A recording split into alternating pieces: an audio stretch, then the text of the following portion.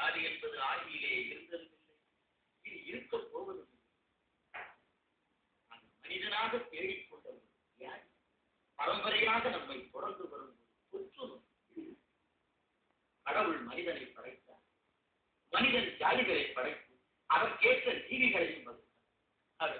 கடவுளா பொறுப்பு? தன்னுடைய சொத்தை கோவிலுக்கும் குணத்துக்கும் எழுதாமே எப்ப ஜனங்களுக்கு வாரி வாரி அழைத்தாரோ அப்பவே நான் சந்தேகப்பட்டேன். கடவுள் உலகத்தை படைத்து அதற்கு உற்ற செல்வங்கள் அனைத்தையும் கொடுத்து தான் மத்தியிலும் ஆண்டியாக இருக்கிறார். அவருக்கா பொருளை கொடுத்து ஏமாற்ற மூடிக்கிழமை எங்க கண்டேன் கலந்த வட்டி.